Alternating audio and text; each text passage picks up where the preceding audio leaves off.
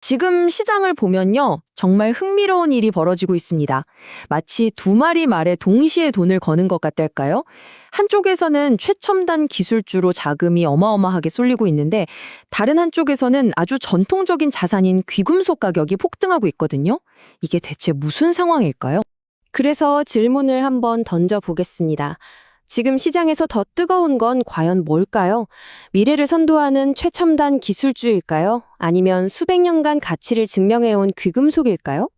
궁금하시죠? 놀랍게도 정답은 둘 다라는 겁니다. 이 기묘하고도 재미있는 현상 지금부터 제대로 한번 파헤쳐 보겠습니다. 네, 그럼 이야기의 첫 번째 파트부터 시작하죠. 기술주 시장이 지금 얼마나 뜨거운지 그 열기를 한번 직접 확인해 보겠습니다. 자, 이 숫자 좀 보세요. 550억 달러. 와, 우리 돈으로 환산하면 무려 70조 원이 넘는 정말 입이 떡 벌어지는 금액입니다. 이 돈이 전부 어디로 갔을까요? 바로 기술주의 심장이라고 할 수 있는 나스닥 100 지수를 따라가는 QQQ ETF로 쏟아져 들어간 겁니다. 역대 최고 기록을 그냥 갈아치워 버렸어요. 아, 혹시 QQQ가 뭔지 잘 모르시는 분들도 계실 텐데요. 아주 간단합니다. 우리가 이름만 들으면 다 아는 애플, 마이크로소프트, 아마존 같은 거대 기술 기업들을 묶어놓은 나스닥 100 지수를 그대로 따라가는 상품, 그러니까 ETF라고 보시면 됩니다. 한마디로 기술주 투자의 정수라고 할 수 있죠. 아니, 그런데 왜 이렇게까지 기술주에 돈이 몰리는 걸까요?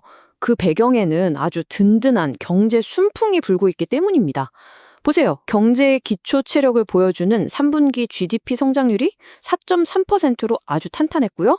사람들도 지갑을 활짝 열었죠. 여기에 미중 갈등이 좀 풀리는 듯한 분위기까지 더해지니까 S&P 500 지수가 사상 최고치를 찍는 등 투자자들의 자신감이 그야말로 하늘을 찌르고 있는 겁니다.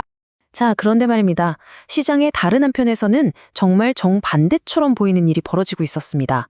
바로 귀금속의 폭발적인 랠리죠.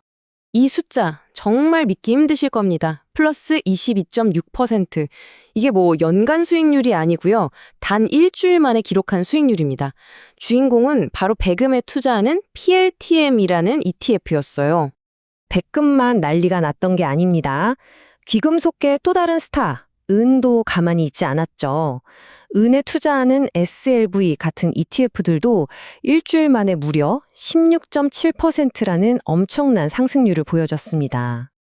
이 랠리가 얼마나 광적이었는지 보여주는 결정적인 숫자가 여기 있습니다. 은 가격 상승에 2배로 베팅하는 훨씬 공격적인 레버리지 ETF는요, 일주일 만에 무려 35.6%나 폭등했습니다. 이건 뭐 그야말로 광풍에 가까운 열기였죠. 이 그래프를 보시면 상황이 한눈에 들어오죠. 백금과 은이 각각 22.6%, 16.7%라는 엄청난 상승을 보여주는 동안 우리가 전통적인 안전자산의 대표 주자로 알고 있는 금은 4.4% 상승에 그쳤습니다. 이번 랠리의 주인공은 확실히 백금과 은이었던 셈이죠. 자, 그럼 대체 왜 이런 일이 동시에 벌어지고 있는 걸까요? 성장주인 기술주와 안전자산인 귀금속이 같이 오른다니 좀 이상하잖아요? 이제 그 시장의 속내를 한번 들여다볼 시간입니다. 이 모든 현상을 관통하는 키워드는 바로 위험 선호 심리입니다. 투자자들이 경제가 크게 망가지지 않고 부드럽게 안정될 거라는 연착륙 시나리오에 강하게 베팅하기 시작한 건데요. 그러다 보니 머릿속에서 두 가지 생각이 동시에 작동하는 겁니다. 첫째, 경제가 좋네? 그럼 미래 성장성이 높은 기술주를 사야지. 그리고 둘째, 경제가 성장하면 원자재 수요도 늘고 물가도 오르겠네? 그럼 인플레이션을 막아줄 귀금속도 같이 사둬야겠다. 바로 이 두 가지 심리가 합쳐지면서 기술주와 귀금속이 함께 날아오르는 이 기묘한 동거가 시작된 겁니다. 이런 좋은 분위기는 시장 전반으로 퍼져나갔습니다. 지난주 미국 시장 업종별 성과를 한번 볼까요? 귀금속이 포함된 원자재 섹터가 가장 좋은 성과를 냈고요. 그 뒤를 금융, IT, 통신 서비스가 바짝 뒤쫓고 있죠. 시장이 전반적으로 아주 건강하게 오르고 있다는 신호로 볼 수 있습니다. 미래 성장 스토리에 대한 투자자들의 믿음은 이런 테마 ETF들의 성과를 보면 더 확실해집니다.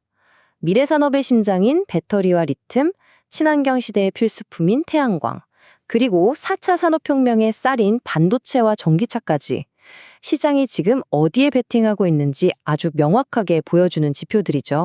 자, 그럼 이제부터는 투자자들의 돈이 정확히 어떤 상품으로 향하고 있는지 그 흐름을 좀 더 구체적으로 따라가 보겠습니다.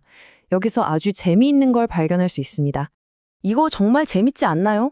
VOMO랑 IVV 이 둘은요, 똑같이 S&P 500 지수를 따라가는, 그러니까 내용물은 완전히 똑같은 쌍둥이 같은 ETF거든요. 그런데 보세요. 뱅가드가 운용하는 VO로는 149억 달러, 우리 돈으로 거의 20조 원이 들어왔는데 세계 1위 자산운용사 블랙록이 만든 IVV에서는 오히려 119억 달러가 빠져나갔습니다. 똑같은 상품인데도 투자자들이 운용사 브랜드에 따라 이렇게 극명하게 다른 선택을 한 거죠. 전체적인 자금 흐름을 보면 투자자들의 폭넓은 베팅이 더 잘 보입니다. 미국 대표 지수인 S&P 500은 물론이고 미국을 제외한 글로벌 주식으로도 돈이 골고루 흘러 들어갔죠.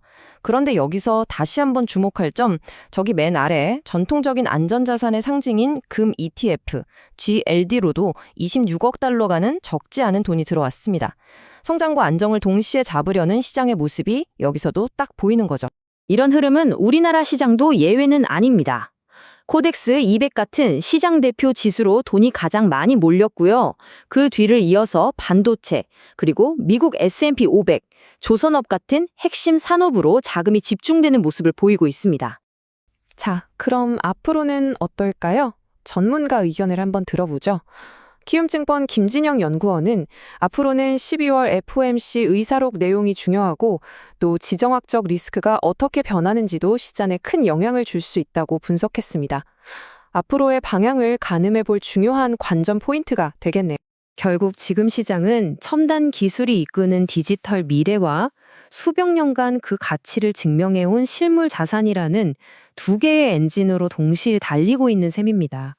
과연 이 두 엔진 중에 어느 쪽의 출력이 앞으로 더 강해질까요? 아니면 이 아슬아슬한 동반 질주가 계속될까요? 여러분의 생각은 어떠신가요? 앞으로 시장을 지켜보는 아주 흥미로운 관전 포인트가 될 것 같습니다.